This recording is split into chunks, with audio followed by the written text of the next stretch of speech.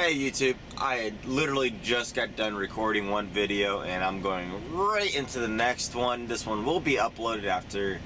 Today's probably going to be a double upload. I don't know. We shall see. If you see two videos today, then it was a double upload. But I would like to talk about snow chains. When you go up north, especially, northwest, or any of the snow states, mountain states that have, mountain passes like Colorado, they have something called chain law effect, and it goes into effect. So you have to carry snow chains or a traction control device. Either that be the auto sock, which I don't have. I've thought about buying that privately, just because the auto sock would be real easy to put on and off.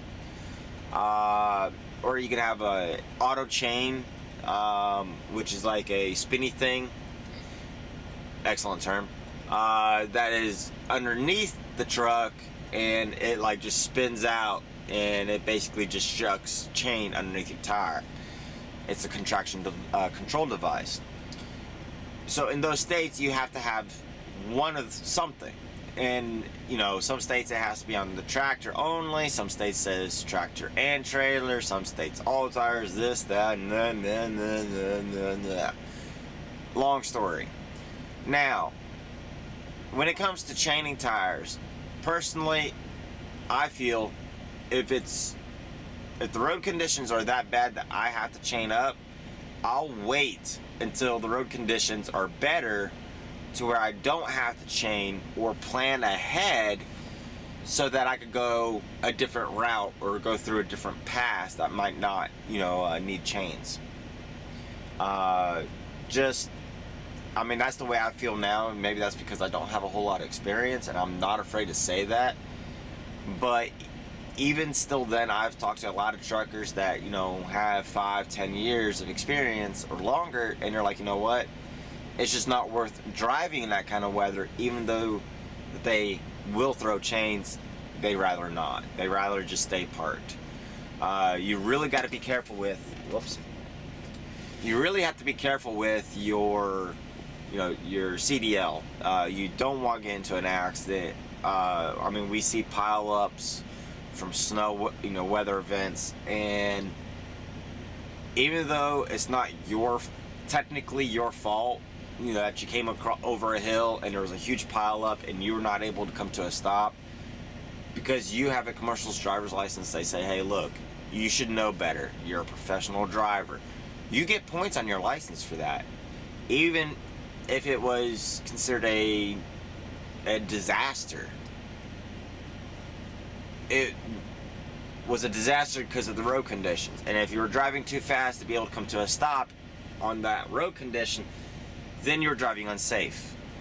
And that's the way the companies look at it. That's the way the insurance companies look at it. That's the way the attorneys look at it, and that's the way the cops look at it. So you're screwed no matter how you. So that's why, if the roads are just that bad and just driving slow is just not gonna cut it, I'm just gonna park. I'll find somewhere to park and I'll chill out. And I haven't wasted that much time doing that. Anyway, so past that, let's get back to chain law. So you have to have these chains on your truck, even if you don't use them. Here's the other issue though. If your chains are damaged and the chain is unusable, then that chain is not counted. So you could actually get a ticket for not having the proper amount of chains, or defective equipment ticket, or both. So here's what I recommend. Pick up, some chain repair kit, basically extra links, so that you can repair your chain. Or, if you're going through a DOT inspection, they go, okay, well, your chain's damaged, now what? You'd be like, well, I have a repair kit, so I could repair that chain and be legal. Okay, that's one thing you can do. So I have, I don't have a chain repair kit. I did.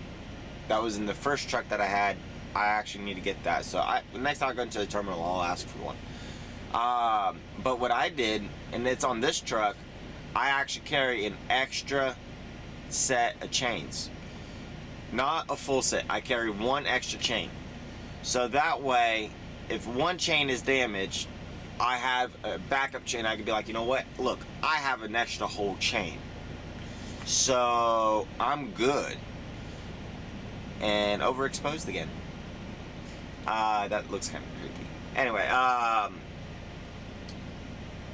you know, you having two chains that are damaged, I mean, it can happen, but chances are you're just going to have one.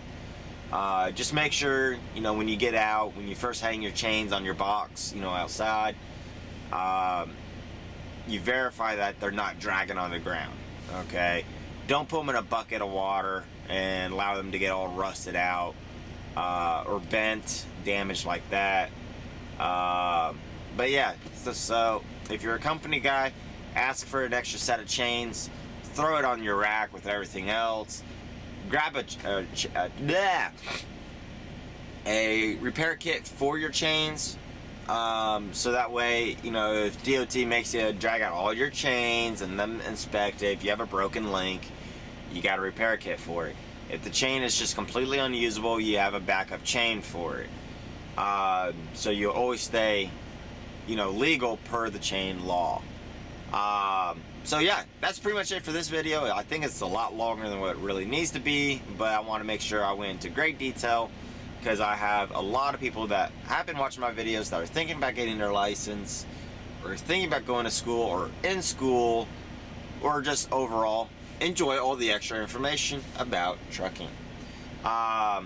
So yeah, thank you for watching. Please comment, like, rate, and subscribe. Let's hit that 1,000, subscriber mark before the 20th of this month. So, see y'all later.